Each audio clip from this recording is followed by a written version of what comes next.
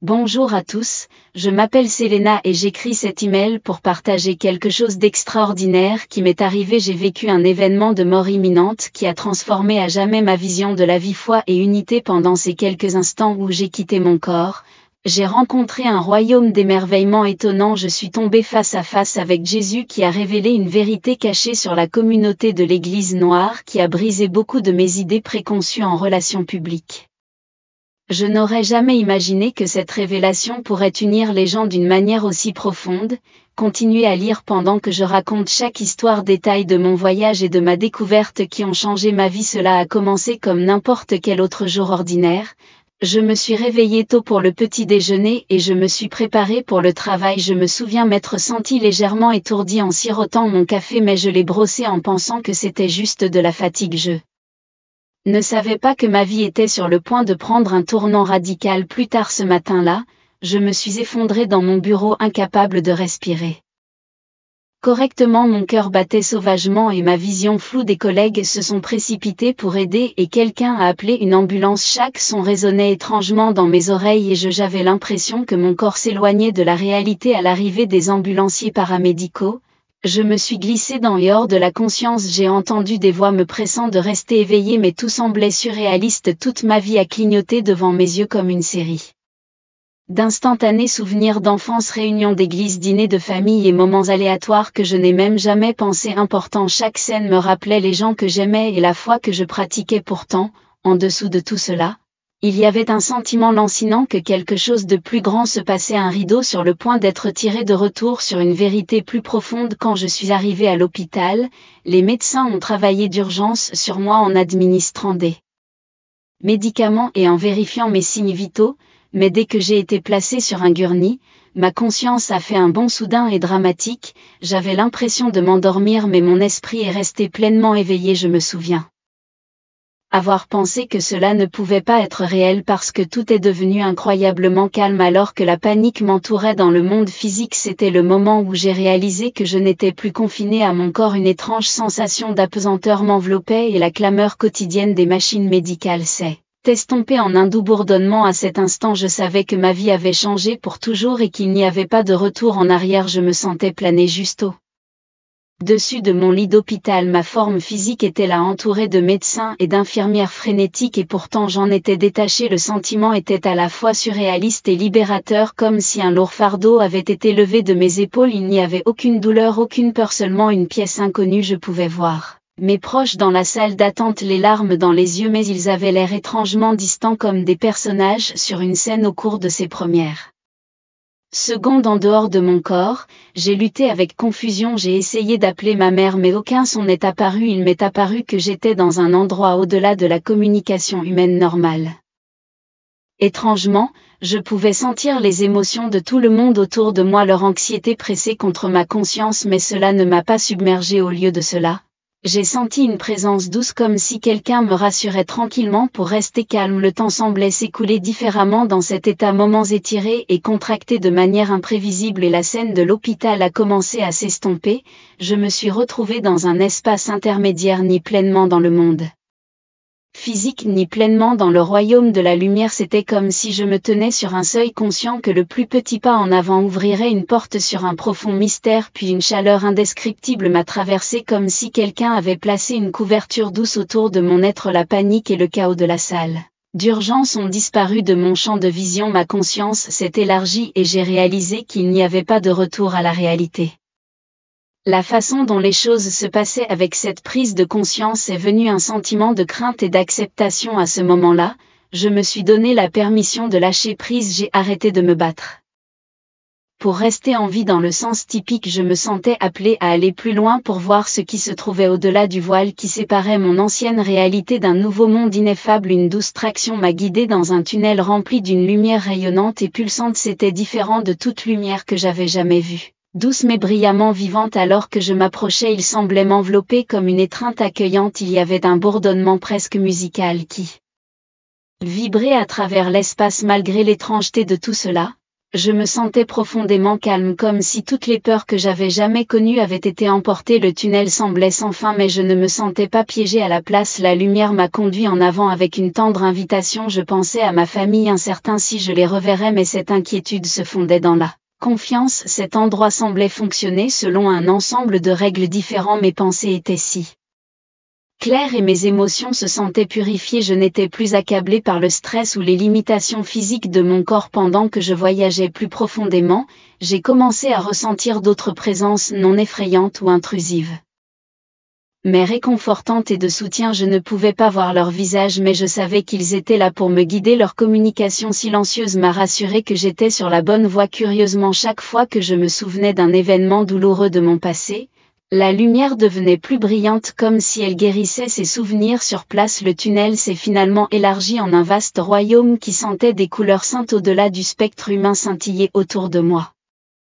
Tout rayonnait de chaleur et acceptation, et je sentais une énergie puissante qui semblait provenir directement du cœur de la création. Il n'y avait aucune notion de temps ici, aucun sentiment de hâte. Je me suis retrouvée à souhaiter pouvoir m'attarder dans cet espace pour toujours, en laissant sa paix parfaite envahir chaque partie de mon âme. Je ne savais pas que la partie la plus cruciale de mon voyage était sur le point de commencer, une rencontre qui redéfinirait tout ce en quoi je croyais. Dans cette étendue brillante, j'ai soudainement pris conscience d'une présence singulière se dirigeant vers moi. Au début, je ne voyais qu'une silhouette enveloppée de lumière émanant amour et compassion illimitée, l'air, si je peux l'appeler, qui se sentait chargé d'une révérence écrasante. Mon cœur a reconnu cette présence en tant que Jésus avant même que mon esprit puisse rattraper. La simple connaissance que c'était lui se répandit à travers moi comme une vague de certitude absolue. Il ne parlait pas avec des mots, il n'y avait pas de voix audible, mais je comprenais chaque message qu'il transmettait. La communication coulait dans des pensées pures et des émotions profondes. À ce moment-là,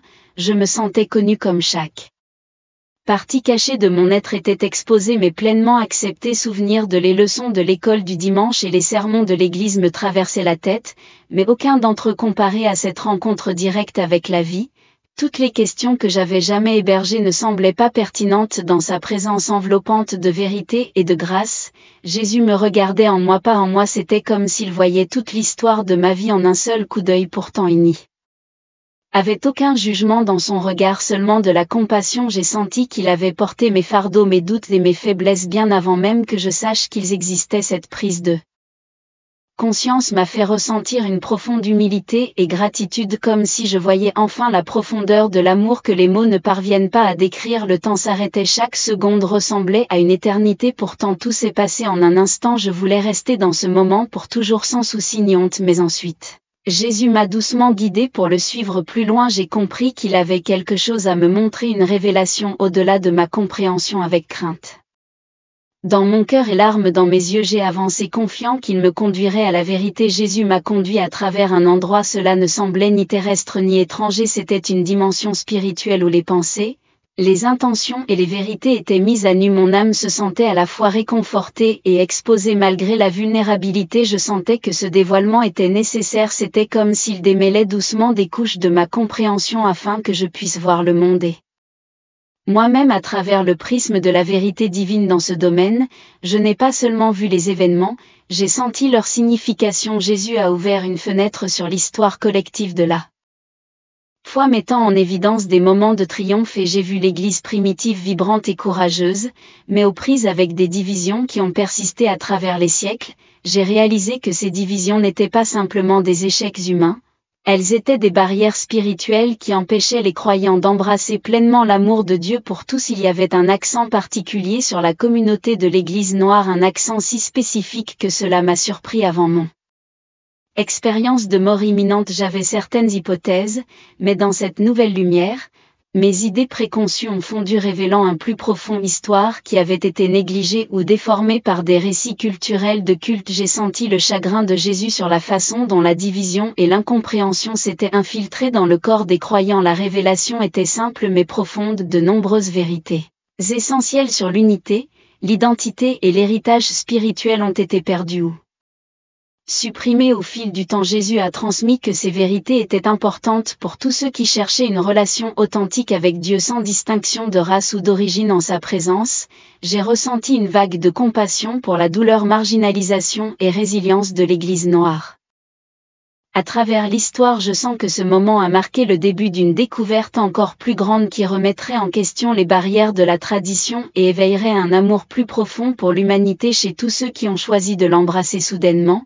Ma perspective a changé et je me suis tenue dans ce qui ressemblait à une grande cathédrale mais ressemblait plus à un micro vivant. La plupart des murs étaient transparents et je pouvais voir des congrégations du monde entier adorer. Dans leur style divers, chaque rassemblement avait son dynamisme unique. Pourtant j'ai remarqué une résonance puissante dans les louanges de l'Église noire. C'était comme si leur culte portait une histoire de lutte et de triomphe qui résonnait dans le royaume céleste avec une couche supplémentaire de sincérité. J'ai regardé les chorales vêtus de robes lumineuses chanter avec une telle conviction que c'était comme si les murs eux-mêmes se réjouissaient. Je pouvais sentir les ancêtres qui avaient souffert de l'oppression, ceux dont la foi les avait portés à travers des épreuves inimaginables. Leurs cris et chants collectifs étaient devenus une chaîne incassable d'espoir spirituel. Dans cette vision, la souffrance n'a pas été négligée, elle a été transformée en un témoignage puissant qui a traversé des décennies d'injustice rapprochant les gens de Dieu. Mais il y avait un autre côté à cette réalité cachée. J'ai vu comment les malentendus et les préjugés avaient conduit certains à rejeter ou à sous-estimer la profondeur spirituelle de l'Église noire. Jésus m'a permis de ressentir à quel point cette marginalisation nuisait à la fois à ceux qui l'imposaient et à ceux qui l'enduraient. J'ai senti sa profonde tristesse pour la division semée dans le corps du Christ, causant des pertes entières. Alors que je continuais à regarder les murs de la cathédrale se déplacer à nouveau, je me suis retrouvée à regarder une tapisserie d'histoire, certaines brillantes d'espoir, d'autres ombragées de chagrin. Chaque fil représentait une vie touchée par la foi, tissée ensemble par l'Esprit de Dieu. À ce moment-là, j'ai réalisé que l'Église était plus qu'un bâtiment ou une institution, c'était une famille vivante interconnectée qui avait besoin de chaque voix et de chaque histoire. Pour être complet, dans l'instant qui a suivi, Jésus a guidé mon regard vers des zones éclipsées par la tromperie spirituelle. J'ai vu comment des générations de croyants s'étaient fait dire des vérités partielles les unes sur les autres, ce qui a conduit à la suspicion et à la désunion. C'était comme si un voile avait été placé sur les yeux des fidèles, leur faisant manquer l'unité plus profonde qui aurait pu fleurir parmi les diverses congrégations. Les rumeurs, les stéréotypes et les vieux griefs pesaient lourdement sur les cœurs, formant des barrières qui bloquaient le flux de la communion authentique. J'ai ressenti une vague de tristesse, pas juste la mienne mais la douleur que Jésus portait pour tous ceux qui avaient été blessés ou induits en erreur dans ce royaume lumineux. Il n'y avait nulle part où se cacher de la réalité de notre échec collectif. Pourtant, avec cette douleur, il y avait un puissant sentiment de grâce. Jésus n'était pas là pour condamner ou instiller la culpabilité, il révélait la façon dont ces tromperies avaient empêché les gens de vraiment expérimenter la plénitude de son amour. Il est devenu évident que ces malentendus n'étaient pas seulement des problèmes sociaux ou culturels. Ils étaient des bastions spirituels qui façonnaient la façon dont les croyants se voyaient les uns les autres. Des mots comme s'ils adoraient différemment ou leurs manières ne sont pas assez bibliques étaient devenus des instruments de division. J'ai senti que Jésus arrachait doucement les racines de ces idées fausses, exposant les mensonges qui avaient entravé l'unité de son corps. À ce moment-là, mon cœur s'est brisé sur les nombreuses fois où j'avais laissé l'ignorance ou les préjugés guider mes perceptions. J'ai été confronté à ma propre complicité dans la tromperie de petits jugements que j'avais faits même sans intention, qui renforçaient les stéréotypes négatifs. La révélation était douloureuse mais l'honnêteté de celle-ci était purifiante. Pour la première fois, j'ai vu clairement comment ces barrières spirituelles pouvaient être démantelées si les croyants choisissaient l'humilité, le repentir et l'amour authentique que seul Dieu peut instiller dans nos cœurs. Je me tenais dans une archive lumineuse où des fragments de l'histoire de l'Église flottaient comme des documents vivants. Jésus m'a guidé vers des moments spécifiques qui avaient été obscurcis ou minimisés au fil du temps. Ces moments ont parlé de croyants noirs influents, prédicateurs, enseignants et prophètes dont les contributions avaient façonné des vies entières. Mouvements n'ont jamais été pleinement reconnus, leurs histoires avaient été effacées ou reléguées en notes de bas de page, privant le corps plus large du Christ de témoignages et d'aperçus cruciaux dans ses révélations.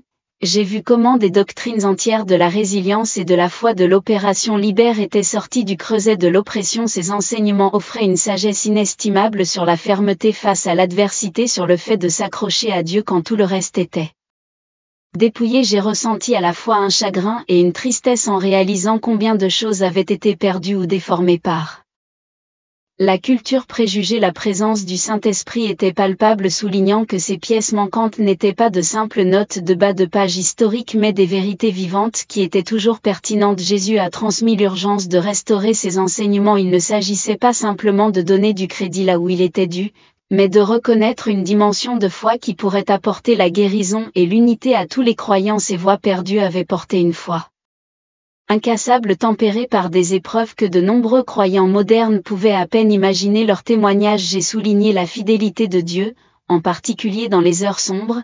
J'ai senti un désir collectif dans le corps du Christ, un désir d'une profondeur et d'une authenticité qui ne vient que d'embrasser chaque partie de son héritage. Récupérer ses enseignements perdus ne consistait pas à élever un groupe au-dessus d'un autre, il s'agissait de réparer les fractures et de renouveler notre identité partagée en Christ. C'était un appel à se souvenir d'apprendre et d'honorer la tapisserie complète de la foi que Dieu voulait pour son peuple, libre des modifications et omissions imposées par Dieu.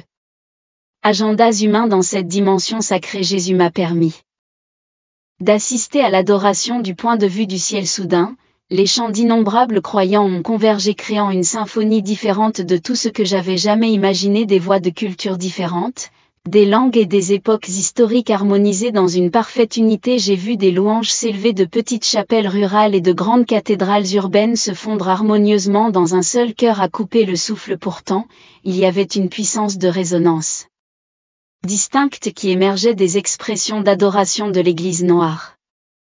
Ce n'était pas simplement une question de style ou de musique. J'ai senti des siècles de persévérance et d'endurance tissés dans chaque note, comme si chaque louange était une offrande qui racontait une histoire de délivrance dans le royaume céleste. Ce son infusé de foi avait un poids profond. Il n'était pas favorisé au-dessus des autres, au contraire. Il a contribué une profondeur unique qui a complété l'expérience d'adoration collective. À travers ce point de vue, j'ai réalisé que l'adoration est bien plus que des chants et des instruments. C'est le cœur des croyants mis à nu devant Dieu, transcendant les frontières culturelles. Le paradis voit l'authenticité derrière chaque lyrique, chaque danse, chaque prière. Dans la tradition de l'Église noire, j'ai été témoin d'une sorte de vulnérabilité et de ferveur qui refusait d'être réduite au silence par la souffrance. Cette révérence joyeuse et brute formait un fil crucial dans la tapisserie du culte mondial. Jésus a révélé que chaque congrégation détient une offrande spéciale, son propre mélange d'histoire, de culture et d'héritage spirituel. Lorsque ces expressions de culte distinctes s'unissent,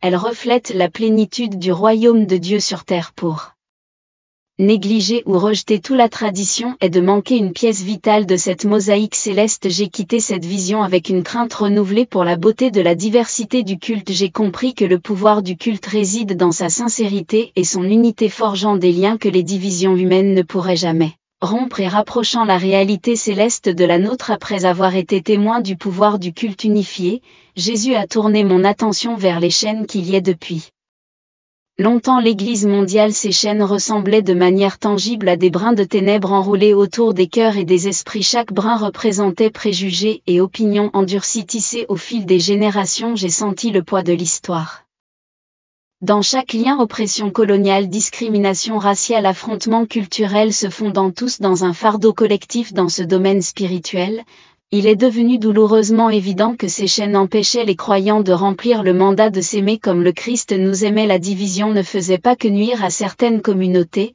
elle affaiblissait tout le corps du Christ. J'ai vu de petits groupes dans des coins séparés se méfiant les uns des autres du culte. Les gens sont accrochés à des zones de confort familières au lieu d'embrasser le pouvoir transformateur de la fraternité partagée. Pourtant, au milieu de cette dure réalité, Jésus a donné de l'espoir.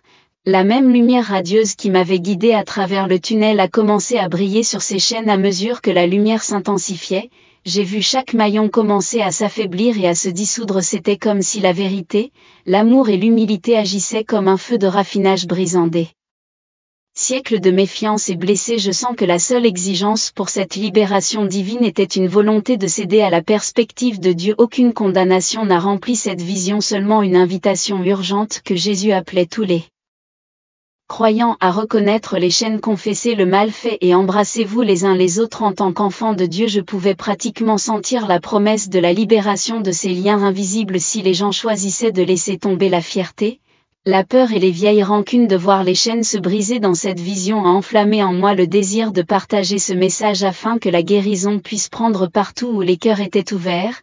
Jésus m'a conduit à un endroit où je pouvais sentir l'essence brute de chaque âme, les apparences extérieures s'estompaient, y compris le statut de race ou le style de culte, chaque individu se tenait dans la lumière rayonnante de la présence de Dieu à ce moment-là. J'ai senti la vérité indéniable que Dieu regarde le cœur et non la peau. Ce n'était pas un simple cliché ou une déclaration polie, que c'était une réalité inébranlable. À travers mon esprit, j'ai vu comment Dieu appréciait la vaste tapisserie de la diversité humaine, mais appréciait les gens pour leurs valeurs.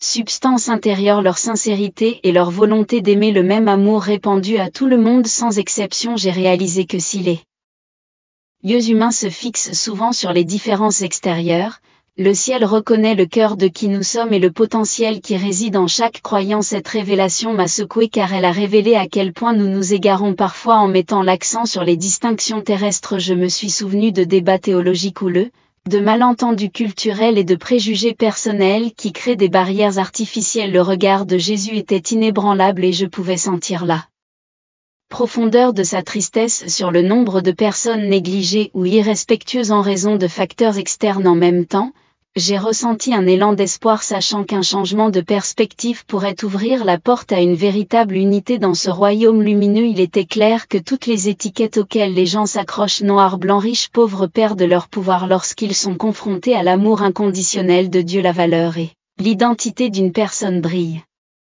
De l'intérieur, je sens que cette compréhension n'est pas destinée à effacer l'héritage culturel ou unique. Au contraire, cela nous appelle à les apprécier plus profondément tout en reconnaissant que notre valeur ultime vient d'être connue avec amour par Dieu. À la fin, c'est la condition de nos cœurs que le ciel pèse, et cette prise de conscience a enflammé mon esprit. Avec un but renouvelé, je me suis retrouvé debout devant une série de scènes qui se déroulaient comme des instantanés vivants. Chaque scène représentait différentes expressions culturelles de la foi. Certaines étaient exubérantes, d'autres réservées, certaines remplies de musique rythmique, d'autres avec une méditation tranquille. J'ai immédiatement reconnu comment chaque expression a été façonnée par la culture et l'histoire, mais dans chaque scène, il y avait un véritable désir de Dieu.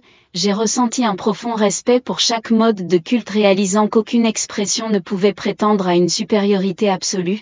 Puis j'ai vu des idées fausses prendre forme comme des nuages sombres au-dessus des congrégations. Des traditions mal comprises ont conduit à des blagues ridiculisées ou carrément rejetées par ceux de l'extérieur de cette culture. L'Église noire était souvent étiquetée comme trop émotive ou trop bruyante, tandis que des traditions plus réservées étaient considérées comme spirituelles, naturellement froides. J'ai été impressionné par la façon dont ces attitudes ont privé les croyants de l'expérience de la plénitude de la beauté de l'Église mondiale. Le poids de la culture est devenu clair. Nos antécédents façonnent la façon dont nous approchons de Dieu, mais ils peuvent aussi devenir des pierres d'achoppement si nous les utilisons pour juger les autres. À un moment donné, une scène montrait une chorale gospel noire vibrante chantant leur cœur, des larmes coulant avec un culte joyeux. Dans un autre, j'ai vu un petit groupe réciter des prières liturgiques dans une révérence feutrée. Les deux formes de dévotion ont touché le cœur de Dieu, mais les gens ont souvent échoué à voir la valeur de l'autre. Face à ces idées fausses signifiait reconnaître que chaque culture portait à la fois des trésors et des limites. La présence de Jésus dans cette vision était paisible mais ferme, indiquant que nous devons apprendre les uns des autres plutôt que de rivaliser. J'ai senti une invitation divine à célébrer la richesse culturelle et à la transcender afin que notre identité première reste en Christ. Ce faisant, nous nous libérons de la lentille étroite de la préférence personnelle et nous rapprochons de la vision illimitée de Dieu sur ses enfants. Alors que les visions se poursuivaient, Jésus il m'a montré un chemin rayonnant tissé à travers le royaume spirituel, un chemin menant à l'unité. Il brillait comme un fil cosmique, soulignant comment les croyants pouvaient marcher ensemble sans dissoudre leurs identités distinctes. J'ai senti que ce chemin ne consistait pas à ignorer nos différences mais plutôt à les valoriser à travers le prisme de l'amour inclusif de Dieu. Dans une scène, j'ai vu des congrégations de diverses ethnies et traditions partager des témoignages de la façon dont Dieu se déplaçait dans leur communauté. Leurs histoires étaient comme des ruisseaux coulant dans une Rivière puissante, chacun contribuait à la plénitude de l'histoire de Dieu. Dieu sur terre, aucune voix n'a dominé les autres, ils se sont tous harmonisés dans une tapisserie de grâce. Cette unité était plus que théorique, c'était comme une force tangible qui renforçait tous ceux qui marchaient ensemble sur le chemin. Jésus a souligné la nécessité de l'humilité. Le chemin de l'unité exige que nous abandonnions notre fierté, notre désir d'avoir raison et notre peur de l'inconnu. Je me suis senti condamné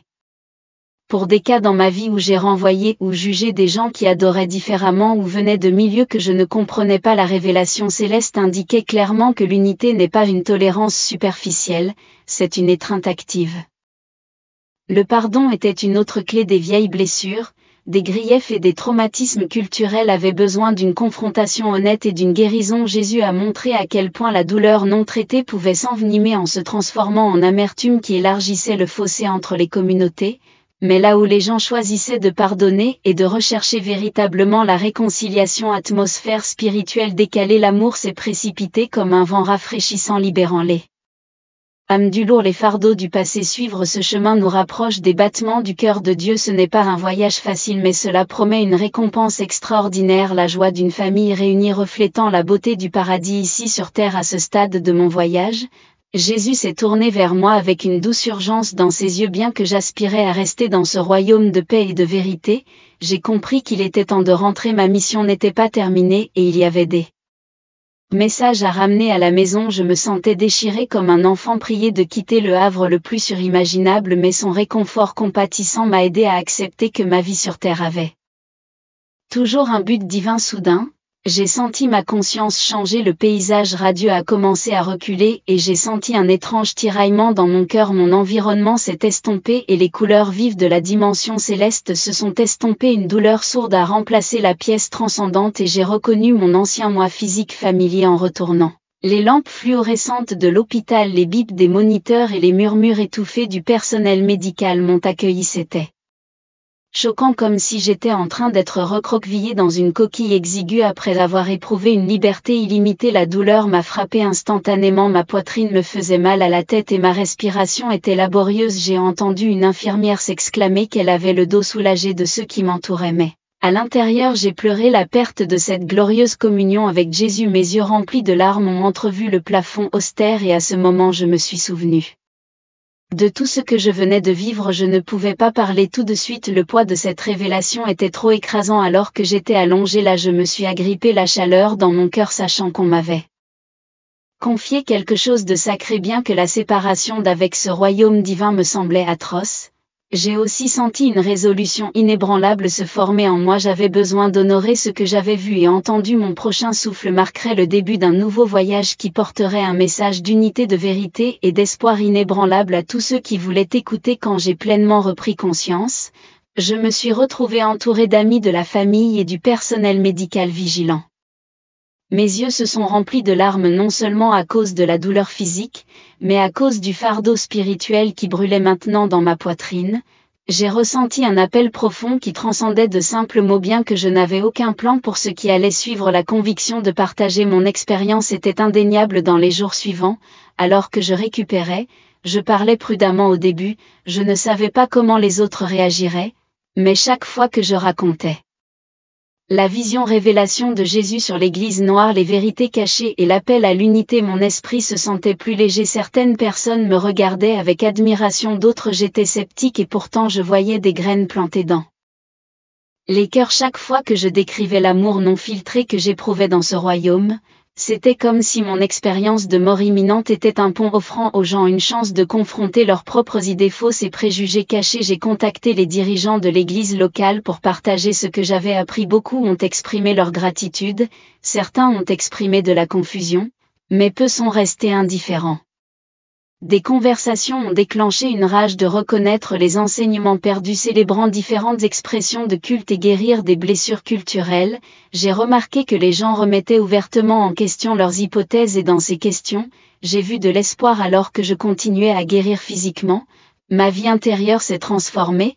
Je ne pouvais pas simplement revenir à la routine qui me définissait avant que mon point de vue sur le culte de l'unité et la valeur incommensurable de la contribution de l'Église noire ne devienne une force directrice.